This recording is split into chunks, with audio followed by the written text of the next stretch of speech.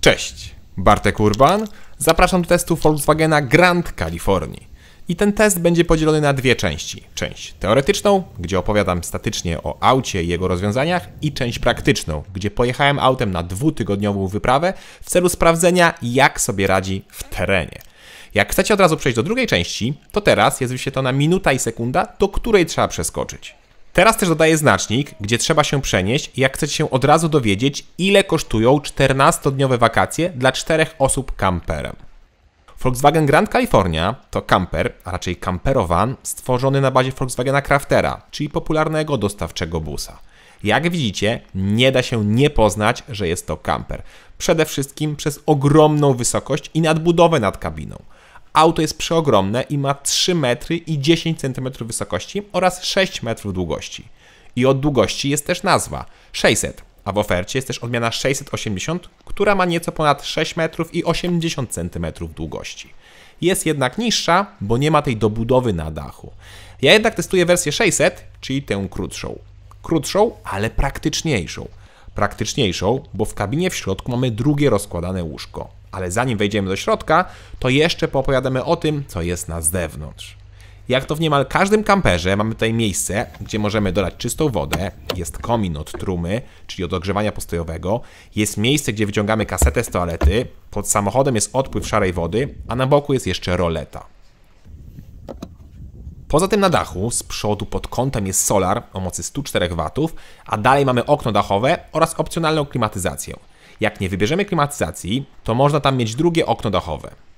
Poza tym, po bokach jak widzicie, auto jest poszerzone i jest to niezbędne, żeby łóżko z tyłu miało 193 cm szerokości. Niestety, Crafter, tak jak i każdy inny bus, zwęża się do góry, stąd też niezbędny był taki zabieg. Są też rozsuwane drzwi oraz rozsuwany automatycznie schodek. Nie lubię tych schodków, bo niemal zawsze się psują. Wchodzi tam piach z butów jak wchodzimy i w ten mechanizm i zaczyna się cały zacinać. W takim razie wsiadamy do środka. Zacznijmy jednak od tyłu. Tam mamy drzwi otwierane na bok i dojście do ogromnego bagażnika o pojemności 800 litrów. Z tyłu jest też prysznic zewnętrzny i dwie szafki po lewej stronie. W szafce głębiej są zlokalizowane też dodatkowo bezpieczniki. Po prawej stronie natomiast jest miejsce na butle z gazem, mamy ich dwie i każda z nich ma 11 litrów pojemności. Łóżko górne, jak widzicie, można podnieść i przypiąć pasami i tym samym mamy lepsze dojście do bagażnika. Są też drewniane przegrody, które można wyjąć i spodnie przechodzić pomiędzy kabiną mieszkalną, a z tyłu bagażnikiem. W takim razie wchodzimy bocznym wejściem. Od razu po otwarciu drzwi mamy dostęp do lodówki, co uważam, że jest świetne. Nie trzeba wchodzić do auta i brudzić, tylko da się wszystko wyjąć z zewnątrz. Lodówka jest kompresorowa i ma 80 litrów pojemności. W tym jest też pojemny zamrażalnik. Lodówka ma 5 poziomów chłodzenia, gdzie tak naprawdę 2 najsłabsze w zupełności wystarczą. Na wyposażeniu mamy też kuchenkę z 2 palnikami, zlew, dodatkowy blat wysuwany, zresztą po drugiej stronie też jest, ale taki mikroskopijny. Jest też oczywiście dużo szafek, niestety z dość słabo działającym mechanizmem otwierania i zamykania, a także i fotele z przodu są obrotowe. Jest też stolik, który montujemy pomiędzy przednimi fotelami a tylną kanapą, a nad nami jest właśnie rozsuwane drugie łóżko. Łóżko idealne dla dzieci.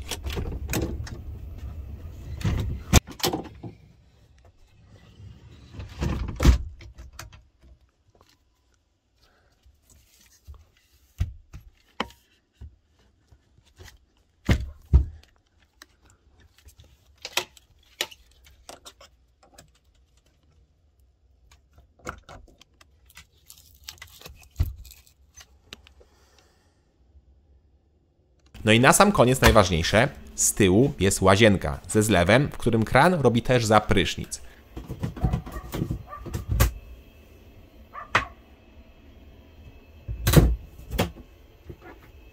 A także jest i toaleta chemiczna, czyli taka, którą trzeba zalać wodą, dolać płynu lub wrzucić tabletkę.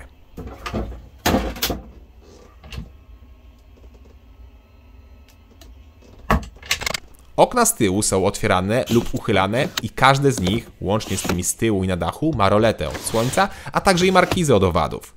Markizy są też w drzwiach rozsuwanych. Przednie okna mają 2 rodzaje zasłon, boczne są na magnesy, a przednią montujemy na osłony przeciwsłoneczne. Czyli Grand California ma wszystko, co prawdziwy camper powinien mieć. No i ma też całkiem mocne serducho, czyli 2-litrowego diesla pod maską o mocy 177 koni, który pracuje z automatyczną skrzynią biegów o 7 przełożeniach. Napęd jest tylko na przód i nie da się zamówić wersji 4x4. I przed częścią praktyczną czas jeszcze na cenę. Podstawowa Grand California 600, czyli ta testowana, kosztuje 356 tysięcy złotych brutto, niemal tyle samo, co dłuższa wersja 680. Z tym, że moim zdaniem kupowanie dłuższej wersji jest bez sensu. Auto jest może i dłuższe, ale w zasadzie tylko dla 2 osób, bo tam jest jedno łóżko. No i większa Kalifornia potrzebuje prawa jazdy kategorii C, bo ma DMC na poziomie 3880 kg. Czyli jest drogo. Drogo, ale teoretycznie Grand California jest więc kamperem idealnym. Ma wszystko, co trzeba dla 4 osób, żeby spokojnie spędzić 2 tygodnie wakacji w dziczy. I tym sposobem przechodzimy do części praktycznej, bowiem postanowiłem pojechać na 2 tygodnie w 4 osoby na wyprawę. Wyprawę do Kefalonii, czyli do jednej z greckich wysp, nieopodal Zakynthos i Itaki. I już podczas pakowania zauważyłem pierwsze wady. Po pierwsze, szafki mają te dziwne wnęki w środku oraz w większości brak siatek, przez co rzeczy włożone po otwarciu będą wypadać. O ile w ogóle otworzymy szafki, bo niektóre się tak ciężko otwierają, że potrafiłem się mordować z nimi kilkanaście sekund, aż je otworzyłem. Z drugiej strony, na dziurawych, serbskich drogach niektóre szafki same się otwierały. System zamykania tych szafek jest naprawdę słaby, tak samo jak i ta dziwna listwa w środku, która nie pozwala na normalnie się spakować. Ale muszę przyznać, że ilość miejsca jest w zupełności wystarczająca. Ja spakowałem się na 14 dni dla 4 osób, w tym wziąłem wielki, pompowany kajak, który zajmował 1/5 tego luku bagażowego, wziąłem ogromną torbę z zabawkami, wziąłem parasol, 2 wiosła, ogromną pompkę do kajaka, 3 kapoki, naprawdę wziąłem wszystko, co mogłem i na co miałem ochotę i wszystko się zmieściło. Za to duży plus. Niestety, pora na minus i to chyba największy, jeśli chodzi o Grand Californię, czyli tylna kanapa. Kanapa, która jest zmorą niemal każdego gotowego kampera. Otóż kanapa, nie dość, że jest pionowa, to praktycznie nie jest w ogóle wyprofilowana, a do tego jest super wąska. Dorosła osoba ma niewygodnie, a jeszcze gorzej mają dzieci, bo tutaj nie da się zamontować 2 normalnych fotelików, bo te będą wyglądały tak. Są izofixy, ale trzeba mieć naprawdę super wąskie foteliki, inaczej ich nie zamontujemy. A nawet jak zamontujemy, to są tak pionowe, że dzieci podczas podróży nie będą mogły w nich zasnąć, bo będzie mi opadać ciągle głowa na dół. To jest naprawdę słabe i tu powinna być po pierwsze kanapa pod innym kątem, a po drugie siedzenia powinny być oddzielne i rozsuwane na boki. Wtedy byłoby idealnie. Rozwiązaniem może też być wywalenie tego w ogóle oparcia i wtedy foteliki będą pod większym kątem. Nie sprawdzałem, czy tak da się zrobić, ale znajomy w kamperze oparty o Transita tak właśnie robi i mówi, że jest dużo wygodniej. W takim razie ruszam w trasę i od razu zauważam, jak komfortowa jest Grand California oraz jak przyjemnie się tym jeździ. Naprawdę, jak na busa, to jeździ się jak jakimś Rolls-Royce'em. Naprawdę, jest dobrze zestrojony układ kierowniczy, świetne zawieszenie i świetne osiągi. 177 koni i ten automat świetnie sobie radzą i auto bez problemu rozpędza się nawet do 140 km na godzinę, a widziałem filmy, że ludzie na płaskim osiągają i po 170 km na godzinę. Oczywiście to jest już głupota, dlatego moja prędkość przelotowa to było ciągle 120, czasami 130 km na godzinę. Przy tej prędkości auto pali około 10 litrów, co jest świetnym wynikiem jak na 3,5 tony, bo jechałem załadowany i miałem nalany pełen bak wody. Teraz wiem, że to błąd, bo powinno się jeździć prawie na pusto z wodą. Zawsze to te 90-100 kg mniej, ale nie przemyślałem tego. Spalanie i osiągi są naprawdę rewelacyjne jak na busa, czy tam kamperowana.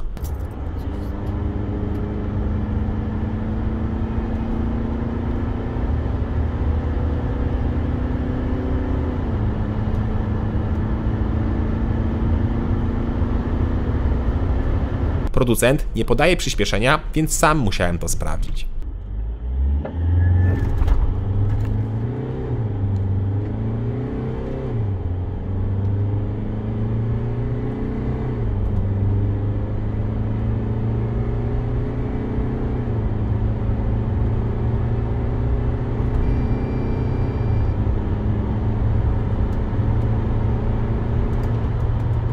Wynik to 15,3 sekundy, czyli ładnie jak na 3,5 tonowe auto, bo mierzyłem, tak jak mówię, z pełnym bakiem wody. A jak jesteśmy już przy wodzie, to na tym fajnym komputerku możemy sprawdzić poziom płynów. Niestety jest to bardzo, ale to bardzo niedokładne. Tak jak mówiłem, czysta woda ma 110 litrów, a szara 90. Niestety, wskaźnik pokazywał niemal zawsze 100% wody czystej, czyli że miałem pełną, i to nawet po kilku kąpielach. A znowu brudna woda pokazywała już 69%, czyli około 48 litrów zużyłem. A to by oznaczało, że wskaźnik czystej wody powinien pokazywać około 57%. No i to jest problem, bo mieszkając ciągle na dziko, nie wiemy, ile tak naprawdę tej wody mamy, bo w zasadzie nie wiem, czy wskaźnik od szarej wody też nie przekłamywał. A i zbiornik od szarej wody nie jest ogrzewany, więc w zimie woda może zamarznąć.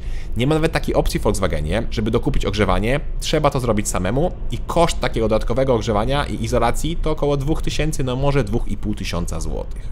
O właśnie, spanie na dziko. Grand California ma w opcji za 7000 zł klimatyzację, która oczywiście działa tylko na postoju, jak jesteśmy podłączeni pod prądu. Czyli jak ktoś planuje jednak spać bardziej na dziko, no to jest to zbędny gadżet i lepiej wziąć tutaj drugie okno dachowe albo zamontować sobie samemu we własnym zakresie wentylator, który to może działać na postoju. Coś pokroju takiego Maxfana. Wentylator jest też fajną opcją, bo on zarówno wdmuchuje, jak i może wydmuchiwać powietrze, więc może świetnie wymieszać to powietrze w kabinie. A jak założymy klimę, to wysokość auta jest jeszcze wyższa. No niezłe bydle. No i przez to, że ja miałem klimę, to w nocy w busie było naprawdę gorąco i mało kiedy temperatura spadała poniżej 27 stopni. Ale na zewnątrz też było bardzo gorąco, plus cały dzień bus się nagrzewał i na przykład w dzień temperatury pokazywały po 40 stopni w busie.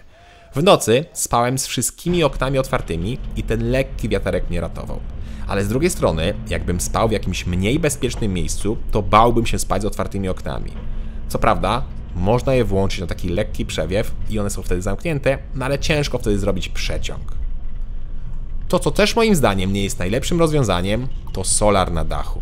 To znaczy, ten solar w kamperze jest obowiązkowy, bo w słoneczne dni jesteśmy w stanie naładować naszego busa, ale niestety nie tym solarem w Grand Californii. Wersja 600 Grand Californii, czyli ta co ja testuję, ma solar o mocy 104 W, natomiast większa 680 ma 174 W. No i niestety ten solar 600 jest za słaby i moim zdaniem źle umiejscowiony.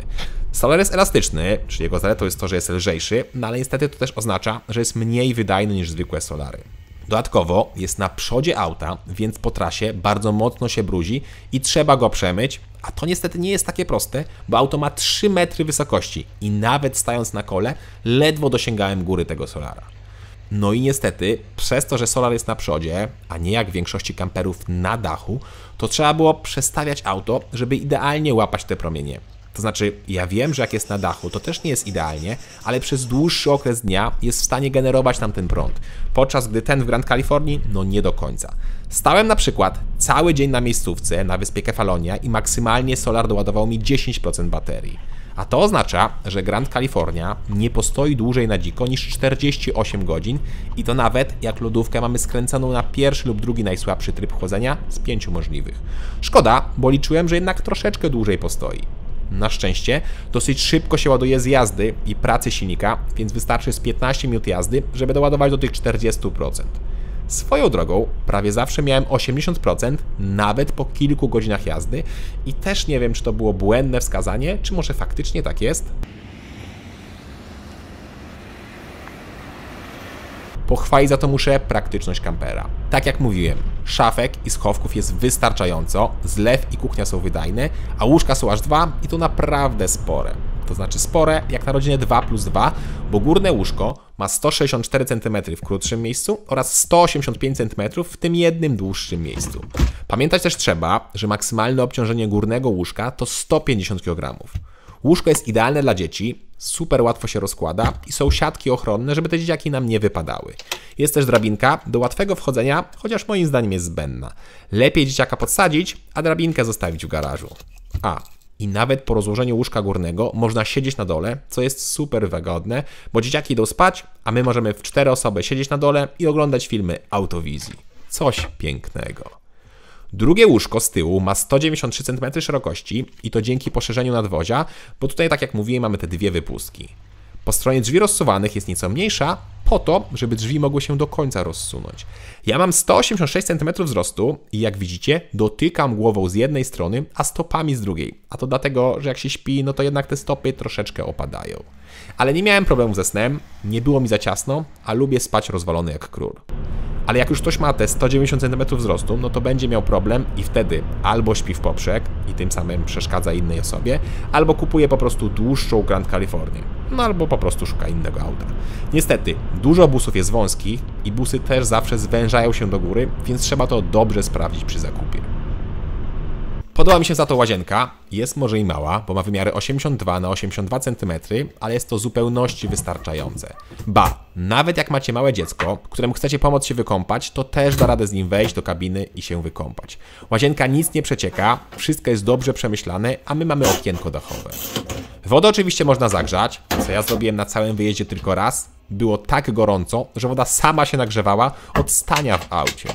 A wodę, tak samo jak i kabinę, możemy grzać albo gazem, albo prądem, albo gazem i prądem, czy silnikiem spalinowym. I w podstawie mamy tylko układ zasilany gazem, w opcji za 2000 zł mamy zasilanie gazowe lub prądem, a za 5100 zł zasilanie prądem lub silnikiem spalinowym. Sprawdziłem i układ jest bardzo wydajny, a ja w szafkach z tyłu miałem dwie 11-litrowe butle. Wielkie i które automatycznie się przełączają, jak w jednej skończy się gaz. To, co bym jeszcze widział w takim kamperze, to w opcji soft close drzwi rozsuwanych, czyli dociąganie drzwi. Żeby zamknąć te drzwi, trzeba naprawdę nieźle trzasnąć, a to może oznaczać obudzenie dzieci, które śpią w kabinie, albo i innych śpiących akurat gdzieś obok w busie na kampingu. I tak naprawdę to chyba wszystkie uwagi, jakie miałem. Volkswagen Grand California to jest jedyny, pełnoprawny, fabryczny kamper, którego możemy kupić w salonie jakiegokolwiek producenta samochodowego. Tym samym auto nie ma konkurencji. I uważam, że jest bardzo dobre, ale producent powinien dodać mu kilka opcji i być może przerobić parę rzeczy. W opcji powinien być dodatkowy solar, wentylacja na tył oraz rozsuwane na boki tylna kanapa, tak żeby była nieco szersza. I te trzy rzeczy stworzyłyby z Grand California naprawdę świetnego kampera. No i dodałbym jeszcze ogrzewanie zbiornika na szarowodę, bo w obecnym stanie Grand California nie nadaje się do zimowego kamperowania. A co do kosztów zakupu, to żaden nowy kamper nie jest tani i zbudowanie samemu kampera na nowym busie, na podobnych, naprawdę porządnych podzespołach co Grand California, to obecnie pewnie około 300–350 tysięcy złotych. Kampery to droga zabawa i z ekonomicznego punktu widzenia to się nie opłaca, bo też wynajem kampera na dobę to jest od około 500 do 800 zł, czyli takie 2 tygodnie mogą kosztować dodatkowo od 7 do nawet 11 tysięcy złotych za samo wypożyczenie, a trzeba doliczyć jeszcze koszty paliwa, winiet i tak dalej, więc kwota wyjdzie podobna do czasów all inclusive.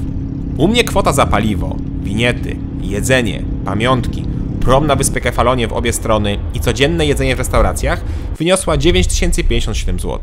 Czyli razem z wynajęciem kampera, w zależności od auta i terminu, jest to od 16 do 20 tysięcy złotych. Tak jak mówiłem, za 4 osoby jest to cena zbliżona już do czasów all inclusive.